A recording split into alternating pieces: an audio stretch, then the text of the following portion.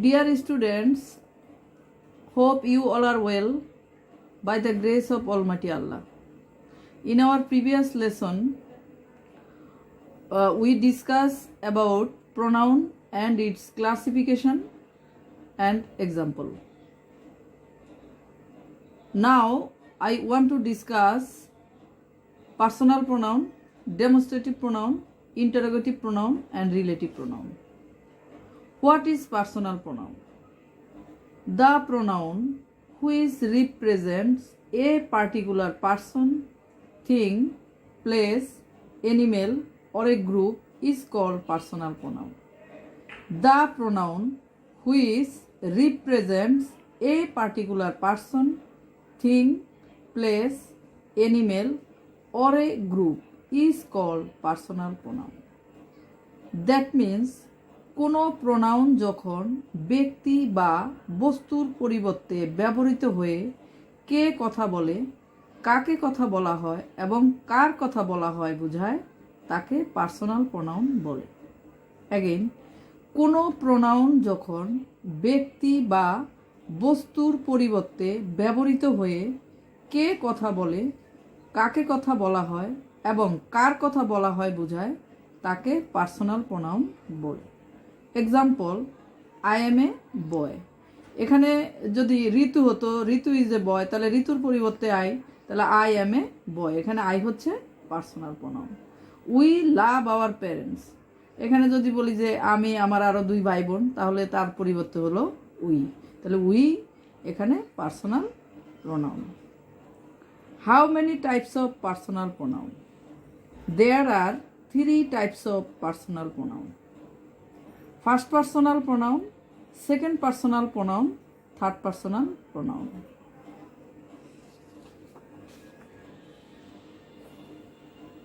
Example,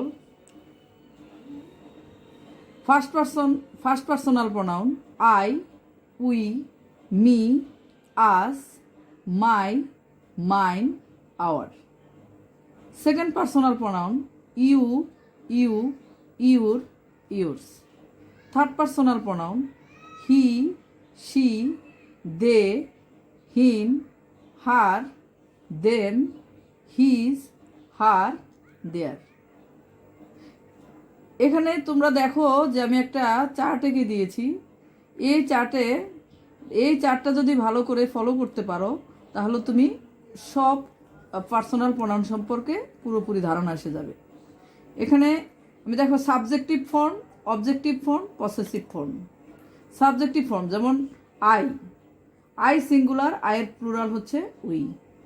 you singular, ইউর plural you. He, she এ singular এবং তার প্লুরাল হচ্ছে দে। এগুলো হচ্ছে সাবজেক্টিভ ফর্ম।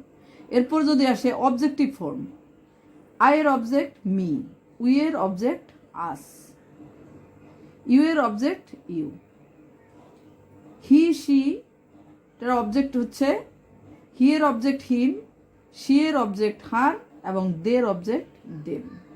পসেসিভ ফর্ম, আয়ের পসেসিভ ফর্ম মাই অথবা মাইন, উই এর পসেসিভ ফর্ম আওয়ার, ইউ এর পসেসিভ ফর্ম ইউর অথবা ইউরস, হি এর পসেসিভ ফর্ম হিজ, শি এর পসেসিভ ফর্ম হার, দের পসেসিভ ফর্ম দেয়ার। তাহলে তোমরা এই চারটি ভালো করে মুখস্থ করার চেষ্টা করবে। Now I want to discuss demonstrative pronoun. What is demonstrative pronoun? The pronouns that are replace nouns and identify something is called demonstrative pronoun.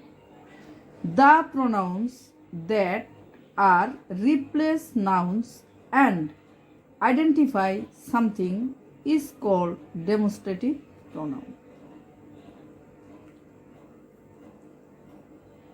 That means যে প্রোনাউন কোনো ব্যক্তি বা বস্তুর পরিবর্তে বসে উহাকে নির্দেশ করে, সে প্রোনাউনকে ডেমনস্ট্রেটিভ প্রোনাউন বলে। যে প্রোনাউন কোনো ব্যক্তি বা বস্তুর পরিবর্তে বসে উহাকে নির্দেশ করে, সে প্রোনাউনকে ডেমনস্ট্রেটিভ প্রোনাউন বলে। Example, this is an Apple. এখানে অ্যাপেলের পরিবর্তে দিস বসেছে এবং দিস অ্যাপেলকেই নির্দেশ করতেছে, তার মানে দিস হচ্ছে demonstrative pronoun. These are my books, এখানে বুকসের পরিবর্তে দিস হয়েছে এবং দিস বুকসকেই নির্দেশ করতেছে, তার মানে দিস হচ্ছে ডেমনস্ট্রেটিভ প্রোনাউন। আবার দোজ আর ডলস, ডলসের পরিবর্তে দোজ বসেছে এবং দোজ ডলসকে নির্দেশ করেছে।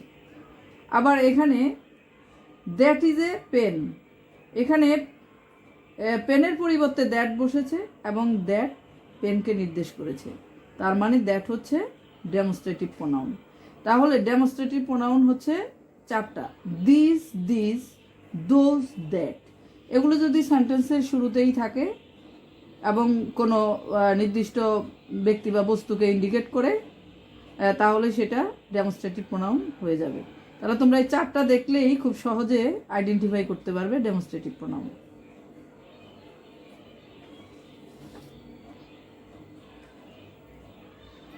Now I want to discuss about interrogative pronoun. What is interrogative pronoun? The pronouns that are used for asking questions is called interrogative pronoun. The pronouns that are used for asking questions is called interrogative pronoun. That means যে pronoun কোনো প্রশ্ন জিজ্ঞেস করতে ব্যবহৃত হয় তাকে interrogative pronoun বলে।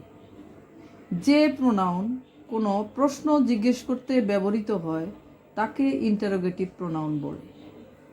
What is the matter, এখানে দেখো এই সেন্টেন্সে একটা নোট অফ ইন্টারোগেশন রয়েছে, মানে প্রশ্নবোধক চিহ্ন, তাহলে এটা তুমি সহজেই চিনতে পারলে যেটা ইন্টারোগেটিভ প্রোনাউন। আবার হুইচ ইজ ইউর পেন, কোনটি তোমার কলম, এই সেন্টেন্সেই দেখো যে শেষে একটি ইন্টারোগেটিভ চিহ্ন রয়েছে, তার মানে এখানে হুইচ ইন্টারোগেটিভ প্রোনাউন। এবার আসি relative pronoun. What is relative pronoun? The pronoun which introduces a dependent clause and connects it to an independent clause is called relative pronoun. The pronoun which introduces a dependent clause and connects it to an indefinite clause is called relative pronoun. That means যে pronoun পূর্ব উল্লেখিত কোনো নাউনের পরে বসে তার সহিত সম্পর্ক স্থাপন করে এবং সে সঙ্গে দুটি সেন্টেন্সকে যুক্ত করে তাকে রিলেটিভ প্রোনাউন বলে। অ্যাগেইন, যে প্রোনাউন পূর্ব উল্লেখিত কোনো নাউনের পরে বসে তার সহিত সম্পর্ক স্থাপন করে এবং সে সঙ্গে দুটি সেন্টেন্সকে যুক্ত করে তাকে রিলেটিভ প্রোনাউন বলে। Example, this is the house that I want to buy, এই হচ্ছে সেই বাড়িটা যেটা আমি কিনতে চাই। এখানে দেখো আমি যে বলেছি নাউনের পরে বসে, এই যে দেখো দ্যাট, এখানে হাউস, হাউজের পরিবর্তে দ্যাট বসেছে, আবার এই দ্যাট হাউসকেই নির্দেশ করতেছে এবং একই সাথে দিস ইজ দ্য হাউস এবং আই ওয়ান্ট টু বাই এই দুইটা সেন্টেন্সকে যুক্ত করেছে, তার মানে এখানে দ্যাট হচ্ছে রিলেটিভ প্রোনাউন। আবার we help the girl whose father died last year, এই সেন্টেন্সটিতে এই গার্লের পরিবর্তে হুজ বসেছে এবং হুজ গার্লকে নির্দেশ করতেছে এবং একই সঙ্গে দুইটা সেন্টেন্সকে যুক্ত করেছে, তার মানে এখানে হুজ রিলেটিভ প্রোনাউন। এখন দেখো রিলেটিভ প্রোনাউনে একটা কথা আছে যে অ্যান্টিসিডেন্ট হচ্ছে রিলেটিভ প্রোনাউনের একটু পূর্বে যে নাউনটি বসে তাকেই অ্যান্টিসিডেন্ট বলে। এখানে হাউস হচ্ছে দ্যাটের অ্যান্টিসিডেন্ট, ক্লিয়ার? আর এখানে গার্লের এই হুজের অ্যান্টিসিডেন্ট হচ্ছে গার্ল। আবার আরেকটু ডিসকাস করি রিলেটিভ প্রোনাউন এবং ইন্টারোগেটিভ প্রোনাউন, এটা তোমরা কিভাবে আলাদা করতে পারবে। রিলেটিভ প্রোনাউন সবসময় সেন্টেন্সের মাঝখানে থাকবে এবং দুইটা সেন্টেন্সকে যুক্ত করবে, আর ইন্টারোগেটিভ প্রোনাউন সাধারণত সেন্টেন্সের শুরুতে থাকবে এবং সেন্টেন্সের শেষে অবশ্যই কোশ্চেন মার্ক থাকবে। তার মানে তাহলে তোমরা চিনতে পারবে। এখানে দেখো দ্যাট, তোমার প্রশ্ন আসতে পারে যে মিস আপনি তো দ্যাট বলেছেন ডেমনস্ট্রেটিভ প্রোনাউন, তাহলে এটা রিলেটিভ কেন হলো? হ্যাঁ, এই দ্যাটও রিলেটিভ হয়েছে কারণ দ্যাট দুইটা সেন্টেন্সকে যুক্ত করেছে, যার জন্য এই দ্যাট তুমি যখন সেন্টেন্সের শুরুতে দেখবে এবং কোনো নাউনকে নির্দেশ করবে বা নাউনের পরিবর্তে হবে তখন হয়ে যাবে ডেমনস্ট্রেটিভ প্রোনাউন। আর এই দ্যাট যখন কোনো নাউনের পরে বসে দুইটা সেন্টেন্সকে যুক্ত করবে তখন দ্যাট হয়ে যাবে রিলেটিভ প্রোনাউন। তাহলে আজকের ক্লাসে আমরা শিখেছি personal pronoun, interrogative pronoun, demonstrative pronoun এবং রিলেটিভ প্রোনাউন। তোমরা ডেফিনেশন এবং এক্সাম্পলগুলো খুব ভালো করে শিখবে। পার্সোনাল প্রোনাউনের সেই চারটা এটা ভালো করে দেখবে এবং শিখে বোঝার চেষ্টা করবে, তাহলে সব পার্সোনাল প্রোনাউন সম্পর্কে ধারণা এসে যাবে এবং আইডেন্টিফাই করতে ইজি হবে। আজকের ক্লাস আমাদের এ পর্যন্তই। সবাই ভালো থাকবে, সুস্থ থাকবে। Thank you.